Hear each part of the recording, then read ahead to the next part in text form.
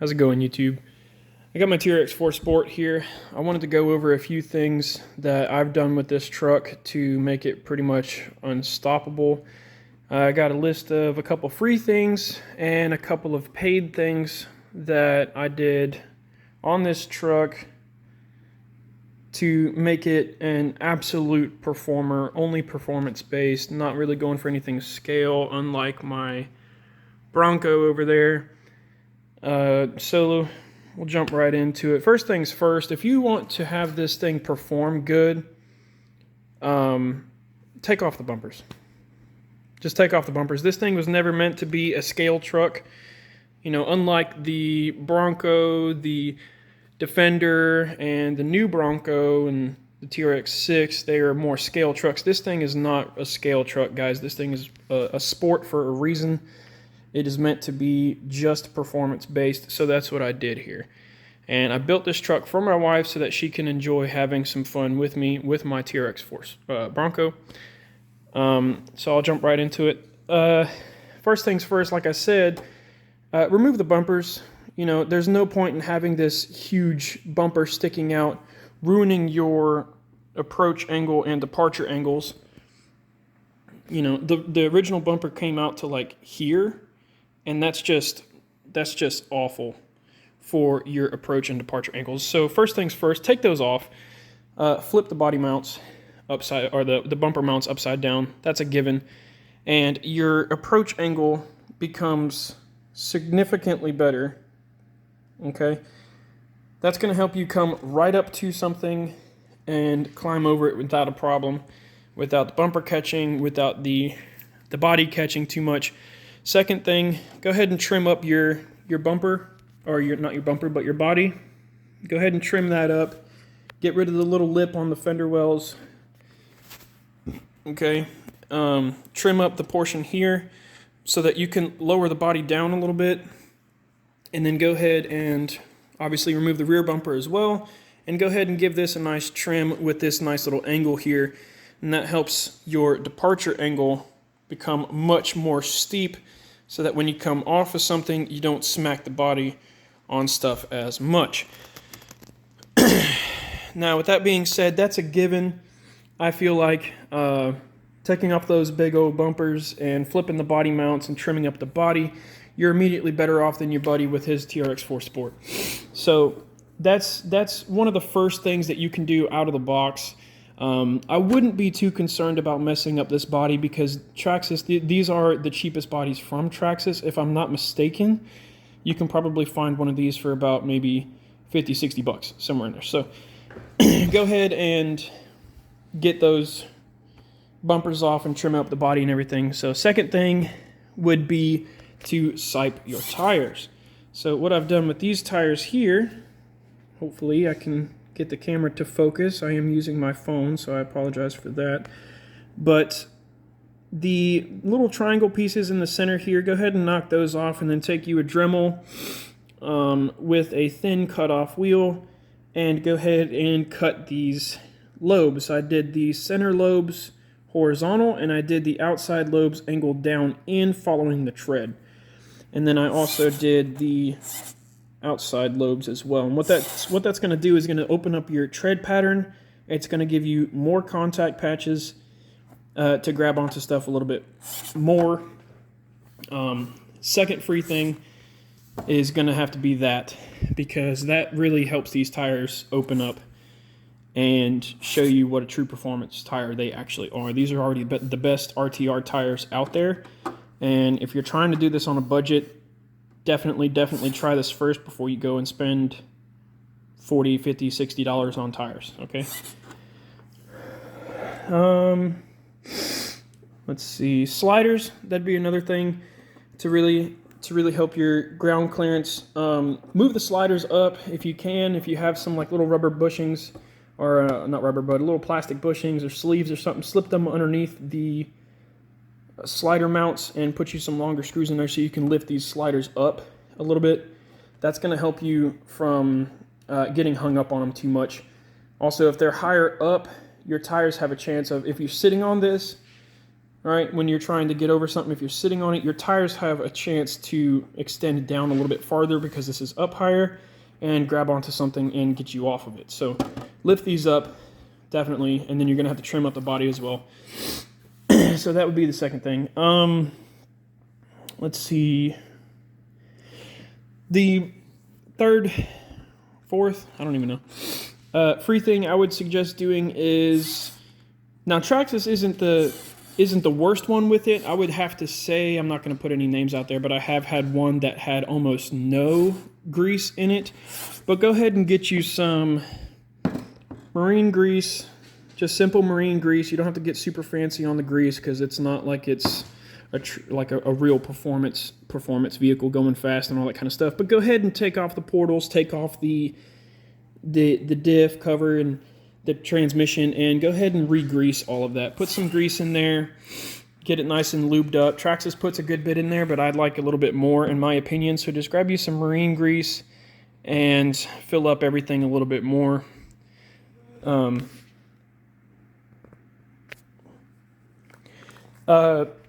So that would be the, I don't know, third or fourth thing.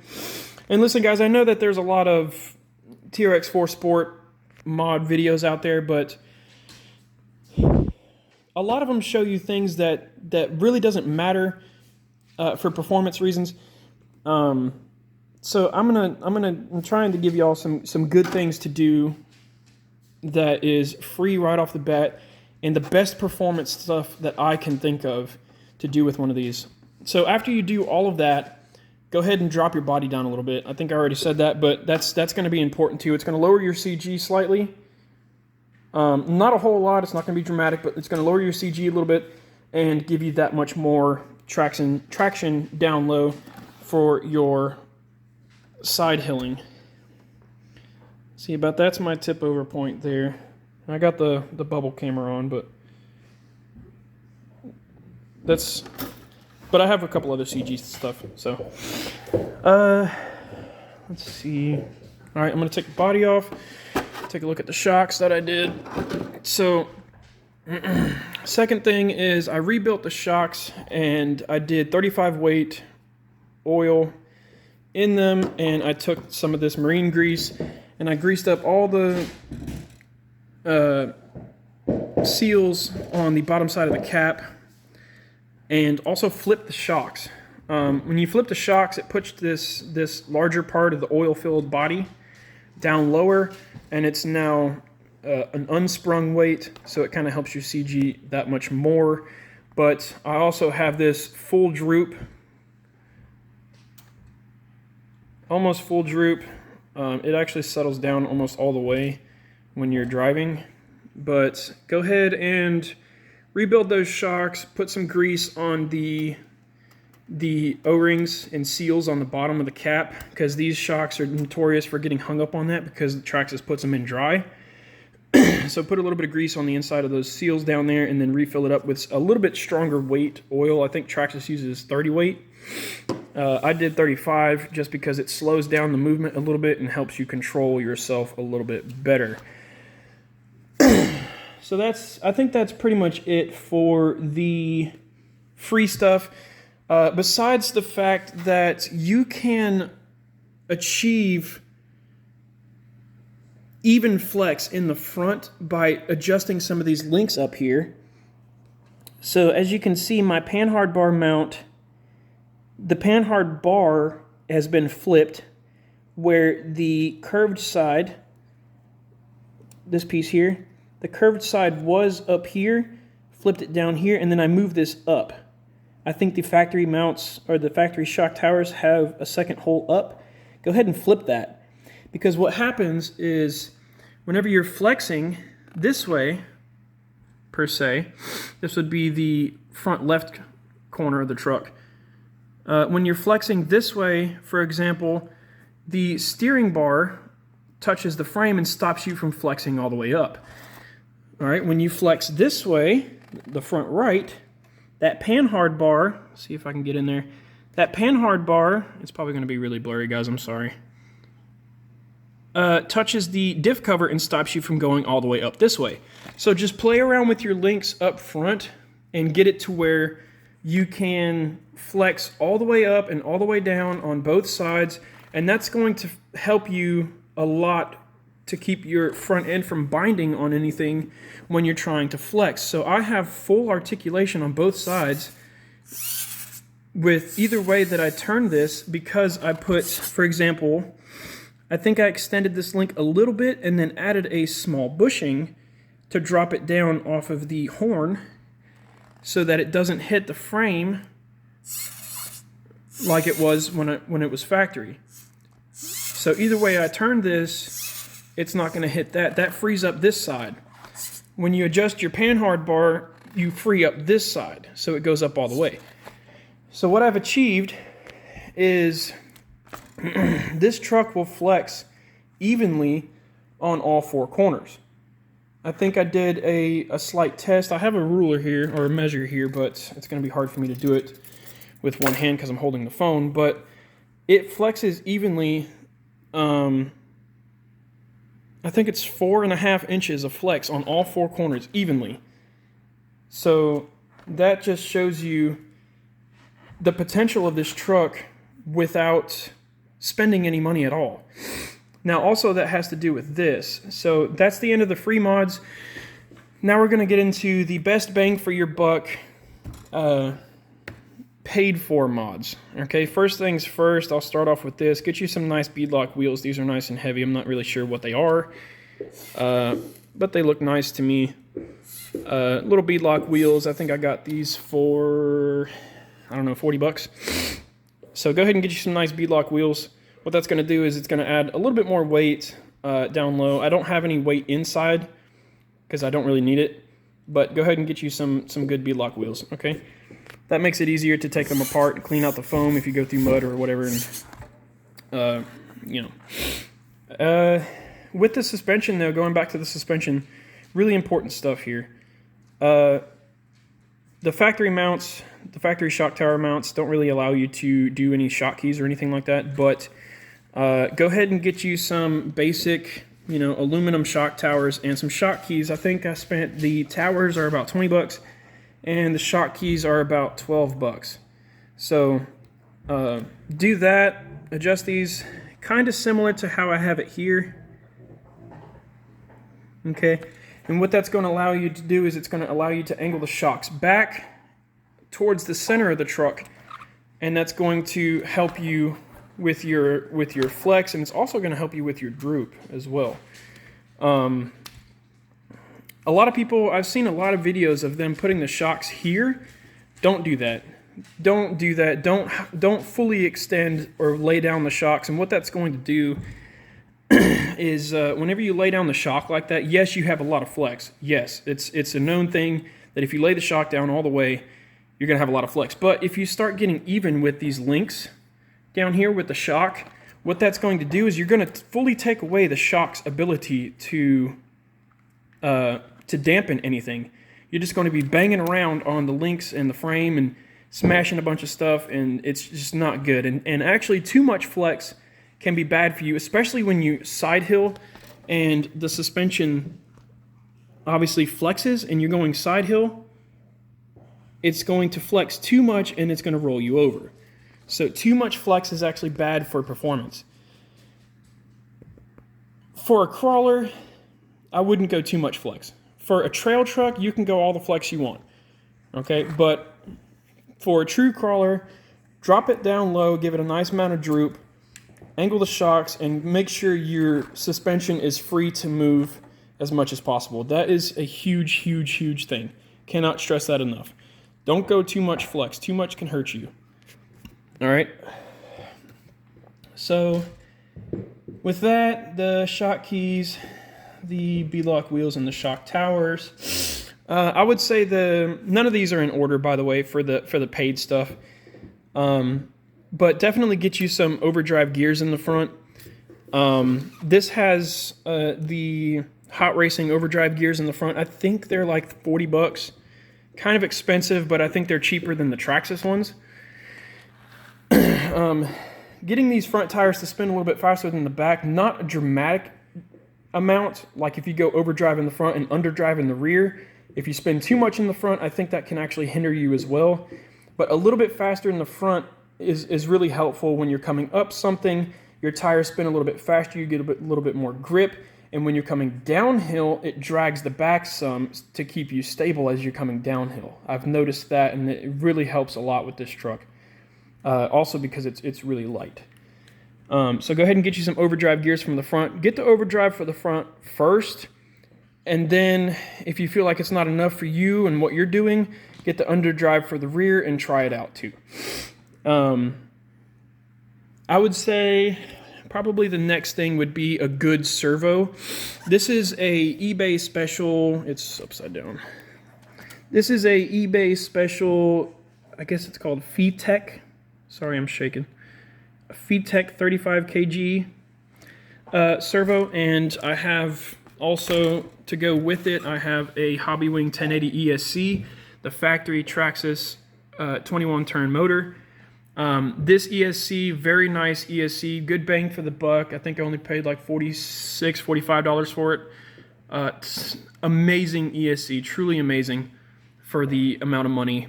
There's better ones out there, I'm sure, but I've had such good luck with this. It's what I have in that truck. It's what I have in the other SEX10 too. It's amazing servo or ESC. And one of the things is that you can put not direct power, but you can up the voltage to your steering servo. So you can get full power for your steering servo with this ESC. Really good money. The servo itself, the VTech 35 kg, I think I paid $21 for. Really good bang for the buck. And about $45, $46 for the ESC as well. Very nice combo for your electronics. The Trx4 factory motor is actually very good in my opinion. I haven't seen the need so far to switch it out. I have a 15-turn Brood RC 5-slot motor in that one, but I don't know, it's okay. I kind of like the factory Trx4 one. It's a good blend of torque and speed. Let's see, shock keys, steering servo, ESC, overdrive gears, beadlock wheels, shock towers, brass portals. So it is good to add a little bit of brass down low. A lot of people go really crazy with metal axles and all this kind of stuff. I've noticed with this truck, because it is also, it's really light truck, that just getting some super heavy brass portal covers is good enough. Like, I know you're supposed to go a little front bias, but this truck already is a little front biased, just because it has the motor so far forward compared to other models.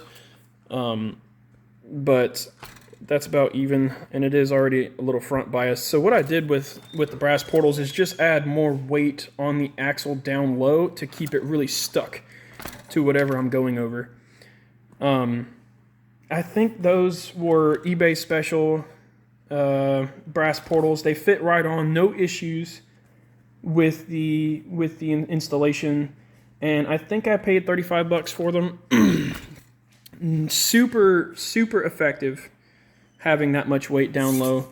Doesn't put a whole lot of stress on this servo in particular. I have a 20 kg servo in that one, and when I had these portals on that truck, it did hinder the performance a little bit on the servo. The servo was struggling, but on this one, this 35 kg works great with this weight. Doesn't struggle at all. And I would say the last thing would be to get you a decent LCG battery tray. This is another eBay special GRC Racing LCG battery tray. It's honestly about the same as the Trx4, but it did drop the battery down. The top of the battery was about here, so it did drop it down a good bit. And that was only $11. So that is pretty much my top mods to get this thing to really perform.